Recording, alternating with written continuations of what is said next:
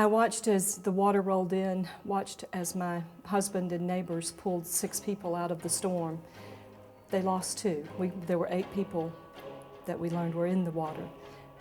We were able to get 6 of them out. We lost 2. One of them was a friend of ours. We helped. The mammoth devastation. Hundreds of churches were destroyed across the coast. Totally lost. It was horrible. It was horrible. It just shocked me. All of the pews were turned upside down. Thousands of people were displaced. All 3 of these churches were flooded completely and lost everything. Homes were destroyed. Oh, what a tremendous sight of despair. We've bent, but we've not broken. When I saw the hymnal, it was open to number 707, the Hymn of Promise, and I took that as a sign from God that we would be back in this place, and we are.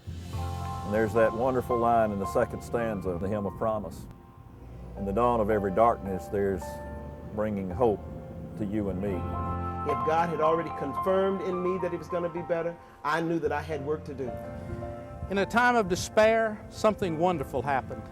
The United Methodist connection kicked in, and United Methodists from all over the country and in foreign countries came to help. The church became the church. There would have been absolutely no furnishings without any partners.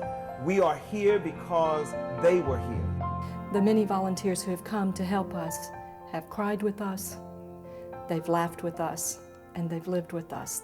They are a part of us now. Thank you for coming. Thank you for coming to see about us.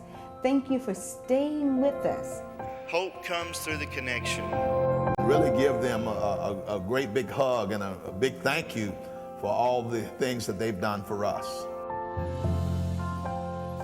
It's this bubbling up joy saying, wow, there's music in this church again. One thing that surprises people the most is how far we have yet to go, how much damage there still is, how much more needs to be done in order to bring communities back. I'd say not even half of our church members are back in their homes. Those are the reasons why we have to push on and be the church. At the end of this week, all the legislative committees will be over, all the legislation will be passed, and we'll gather our things and head back home. Some of us will go home to places that are not fully whole yet. That's why we need you. We need you to keep coming to help us continue to rebuild our communities, which will rebuild our churches. We thank you.